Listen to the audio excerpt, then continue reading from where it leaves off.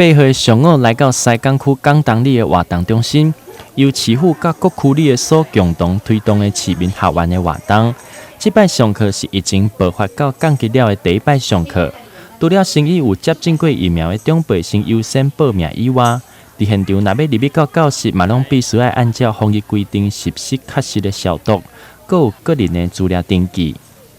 咱台南市政府民政局吼，伫咱的疫情迄个款较缓和的之下，咁对吼，咱伫咱补助咱咱西港区港东里吼，来办这市民学院吼。办这市民学院的目的吼，就是要活化咱活动中心啦吼，互咱活动中心有较侪人会当来遮行行看看，有咱长辈会当提供个正当休闲的好所在啦吼。咱即届吼，咱港东社区办这吼，办这就是你当日咱长辈啦吼，要办一个首创的迄个款的活动啦吼，嘛就这活动哦，互咱这长辈吼，拢会当动起来啦。授课的老师本身是学校退休的老师，同时嘛是在地的新妇。看到长辈因随着音乐甲老师做伙来运动，画面相当的高水。透过课程，除了让长辈因会当行出厝内活动以外，嘛会当让因对活动中学到无同的新技术。另外，透过当地里长的介绍，嘛让大家对金狮的由来有初步的熟悉。这个金狮吼。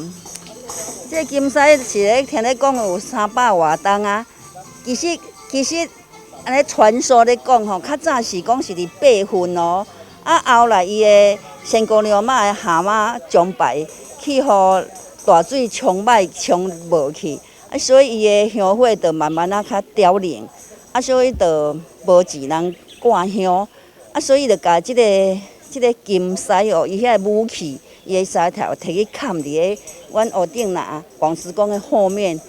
后来传说讲，到暗时啊，拢有听到迄个铃仔声，就是拢有像人咧练武功迄个声。所以长辈就好奇，甲对，发现到遐就停的啊。后来较搁伫迄个所在，发现到即个金狮头，甲迄个武功的迄个。质朴，迄个朴就对啊。